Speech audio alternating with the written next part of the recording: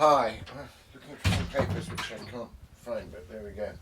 I have piles of everything everywhere, but I have found something that's nice, so come over and sit down. Oh dear. Oh, somewhere in that pile of papers um,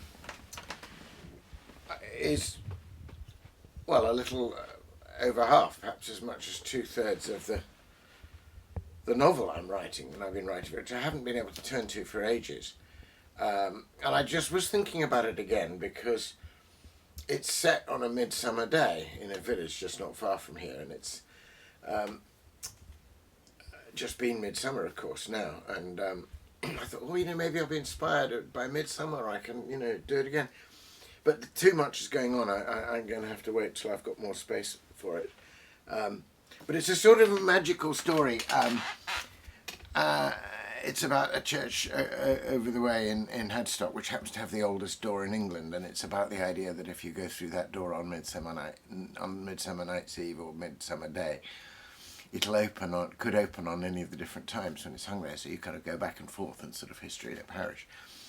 But I couldn't find my novel, but I did have beside it the two books that inspired it. They're children's books, which I loved as a child, and I thought, I wonder if I can take the idea from this and develop it in a different way for our own time. So I've had these books since I was very little. Again, they're books that my mother read to me first and showed me the pictures as she read, and then gradually, because I wanted to hear the stories again and again. That was part of learning to read, was learning to read so that I could have those stories whenever I wanted them. So they're among Kipling's later children's book. He's a very fine writer. I mean, anyway, the first one's called Puck of Pook's Hill, and the second one's called Rewards and Fairies. This is the nice pocket edition. We also had a bigger edition that we, I think I obtained the Puck. Anyway, they're set in a little valley in Sussex, and they're about two children, Dan and Una, who have a series of adventures that start on Midsummer Day and are initiated and kind of guided by no less a figure than Puck himself. Puck, of course, appears in Midsummer Night's Dream, but Puck as the sort of mischievous fairy figure who is Oberon's, as it were, in Oberon's court, though he's very much a power in his own right. But of course, Shakespeare didn't invent Puck, and the word Puck, sometimes Pook, goes back to one of the Gaelic words for the fairies, for the fair folk, Pooka. And Kipling knows all of that, of course. But in his story, because the children are playing at A Midsummer Night's Dream, just as my mother and my uncle used to play at Shakespeare when they were little, because they had it read to them in the cradle. And there's a lovely,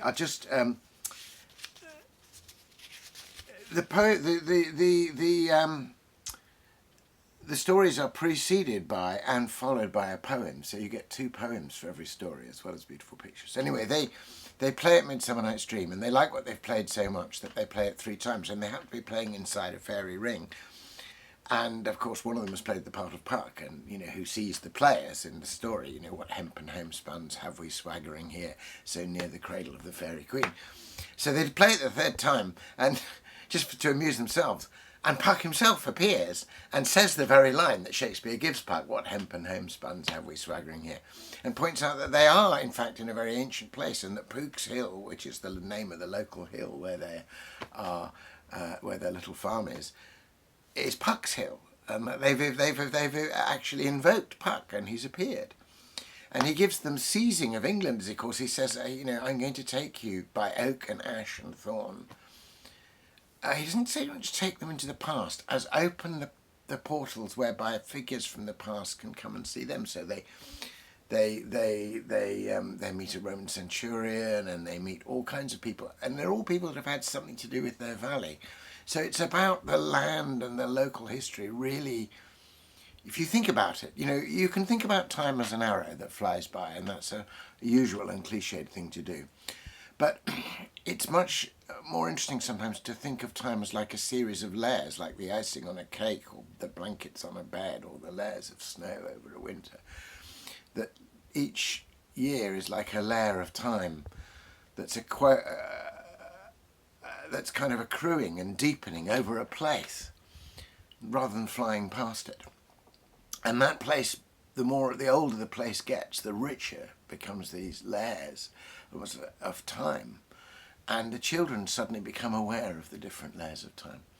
Anyway, I wish I had time to read you the whole thing, but let me read you Puck's song, which opens it, which is an evocation of the history of England and the longevity and memory of the land. It has a final verse which actually inspired me for my Arthurian poetry, and which I'm going to quote when I put it at the beginning of my Arthurian poetry. So this book, which was read to me before I could read, is now inspiring two new works by me, my unfinished novel and my unfinished Arthurian poems. So it's quite a source book. Here's Puck's song. See you the dimpled track that runs all hollow through the wheat? That was where they hauled the guns that smoke King Philip's fleet. See you the little mill that clacks so busy by the brook? She's ground her corn and paid her tax ever since Doomsday Book. See you our stilly woods of oak and the dread ditch beside? Oh, that was where the Saxons broke on the day that Harold died. See you the windy levels spread about the gates of Rye? Oh, that was where the Northmen fled when Alfred's ships came by. See you our pastures wide and lone where the red oxen browse? Oh, there was a city thronged and known ere London boasted a house. And see you, after rain, the trace of mound and ditch and wall? Oh, that was a legion's camping place when Caesar sailed from Gaul. And see you marks that show and fade like shadows on the downs? Oh, they are the lines the flint men made to guard their wondrous towns. Trackway and camp and city lost, salt marsh where now is corn, old wars, old peace, old arts that cease. And so was England born. She is not any common earth, water or wood or air, but Merlin's Isle of Gramarye, where you and I will fare. It's just magnificent. I don't know if you noticed in that poem, but let's have a little look at here. It's actually taking you gradually back in time. So it starts with King Philip's fleet. That's about the Spanish Armada, defeating the Armada. And then it goes back to Doomsday Book.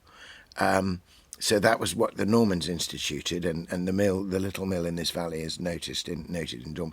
But of course the Normans had to arrive, so now we come back, the dread ditch beside, where the Saxons broke on the day that Harold died. That's the Battle of Hastings in 1066, and Harold being defeated. So we've gradually got back. We're back, over 1,000 years now. And then the windy levels spread about the gates of Rye. That was where the Northmen fled when Alfred's ships came by. So that's King Alfred the Great defeating the Danes. And then we get into really old history. We get these cities that have thronged before London was ever born. And then we finally get back to the Romans. That was a legion's camping place where Caesar sailed from Gaul.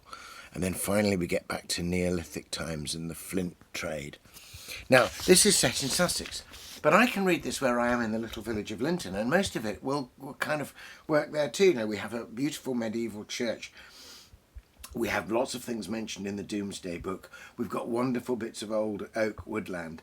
And of course, we've got, just literally at the bottom of the garden there, running along is the Icknield Way, which is a prehistoric track that was used, before history was even written down by the Flintmen.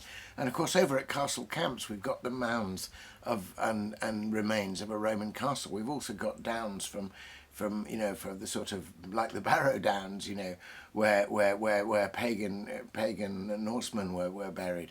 So actually, just this little bit of England, 9 or 10 miles from Cambridge, has got all those same layers, and I think of it being, as it were, not any common earth, water or wood or air, but Merlin's Isle of Gramarye, where you and I will fare. It's a wonderful thing to live on such a storied land, and in your own way to be able to take up and retell some of the stories Anyway, thanks for dropping by.